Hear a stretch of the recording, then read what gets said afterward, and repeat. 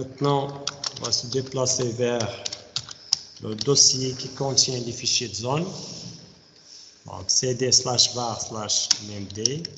Si on liste ici les fichiers, alors nous avons les fichiers donc named.ca, un autre fichier exemple donc vide, et les autres fichiers qui nous intéressent, ce sont named.localhost et named.local. Alors, pour créer un fichier de zone, il suffit de copier le fichier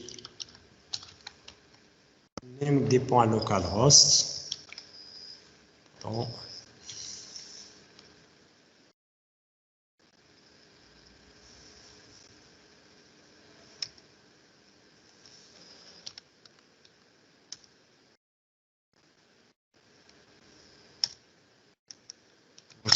cp named.localhost vers classe.db. Alors de cette façon, on crée un autre fichier nommé classe.db. Donc si on tape ici ls-l, alors vous voyez ici nous avons classe.db. Donc vient d'être créé. Vous pouvez l'éditer, donc classe vi classe.db. Alors bien sûr, dans un fichier de zone, pour configurer le DNS, donc une configuration minimale, alors vous devez ici configurer les 3 enregistrements qui sont indispensables. Donc le SOA, le NS plus le A. Alors quel est le nom de la machine?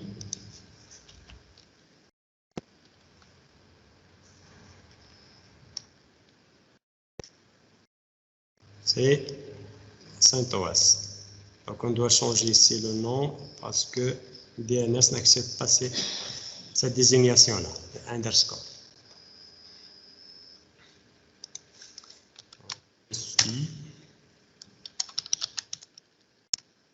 bien sûr, afin de changer le nom,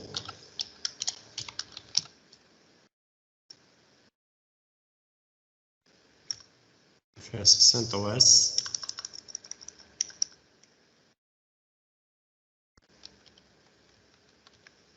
Classe.ma. Bien sûr, cette opération nécessite le redémarrage de la machine. Donc, je vais démarrer par la suite. Donc, toujours ici, nous avons CentOS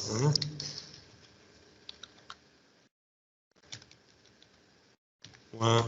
.classe.ma. Ensuite, l'email de l'administrateur. N'oubliez pas d'ajouter le point à la fin. Sinon, vous aurez ici une erreur de syntaxe. Donc, CentOS 1.classe.ma.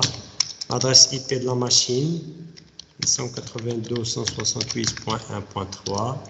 Cette machine est nommée CentOS 1. Vous pouvez ajouter ici l'adresse IPv6, sinon supprimez la ligne. Donc les 3 enregistrements de base, le SOA, le NS, plus le A. Pour terminer, c'est ici d'enregistrer et de quitter. Alors comme vous voyez ici, on doit changer le propriétaire ou le groupe propriétaire de classe.db. Alors pour cela, vous devez lancer la commande shell groupe named classe.db.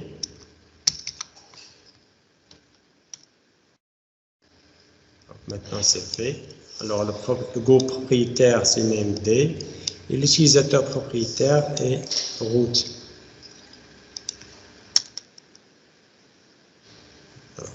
Bien sûr, donc jusqu'ici nous avons créé une zone et un fichier pour cette zone.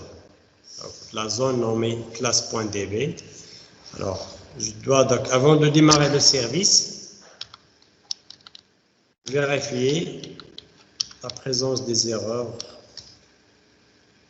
Donc, conf de vérifier le fichier, la sélection de fichier namd.conf. Ok, donc il n'y a aucune erreur. Donc le deuxième fichier, namd checkzone. Alors le nom de ce fichier se trouve sur /var/namd. Il est nommé classe.db.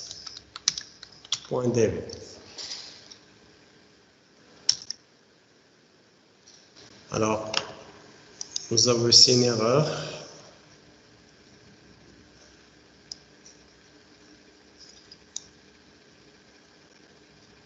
Non, adresse record AA.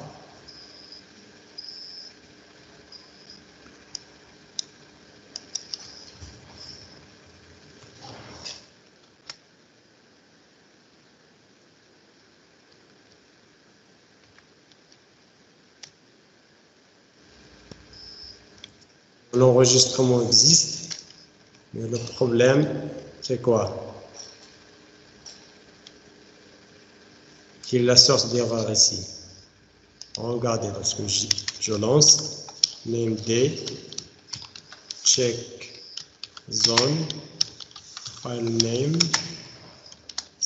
/var /namd classe.db. Alors cette commande renvoie une erreur, dit que l'enregistrement, donc le record de type A ou 4A, n'existe pas. Par contre, cet enregistrement existe. Quelle est la cause des problèmes?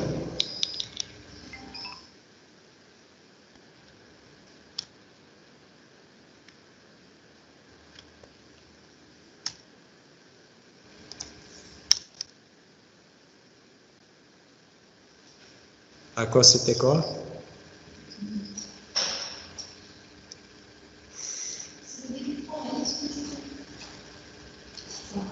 C'était le point. Parce que le SOA, donc, faites attention. À la fin de SOA, vous devez ici mettre un point. Et à la fin du email ou le nom IPN du root administrateur. Et à la fin de la ligne, c'est-à-dire la donnée de NS. Donc ici. Donc vous avez ici 3 emplacements. Sur ces 3 emplacements, vous ne devez pas donc oublier le point à la fin. Donc faites attention.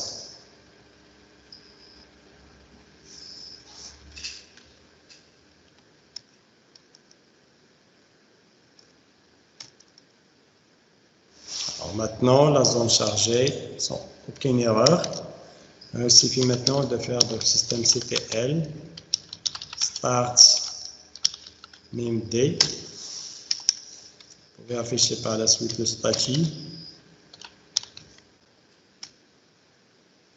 Oui, donc le service, c'est encore d'exécution, processus.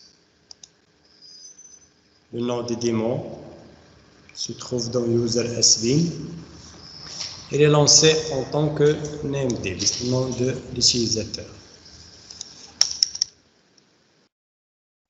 Alors, si je lance ici nslookup, CentOS 1.classe.ma. Vous voyez, donc c'est le serveur de réponse. Ici, nous avons la réponse. CentOS 1.classe.ma. Nous avons ici un enregistrement nommé CentOS 2. Non. Donc toujours le serveur qui répond. Il indique que CentOS 2 n'existe pas. On n'a pas trouvé cet enregistrement. Alors il suffit par exemple ici de faire vi classe.db. Je vais ajouter ici l'enregistrement pour CentOS 2. Enregistrement de type A, son adresse IP, .4. Enregistrer quitté. NSLookup, pardon.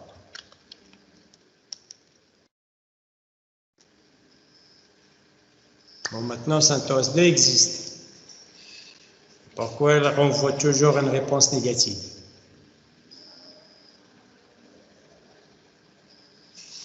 Vous voyez ici, donc.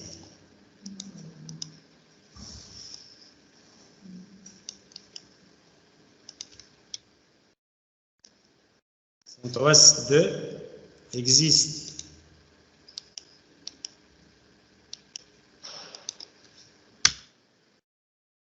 Le serveur envoie une réponse négative. Pourquoi?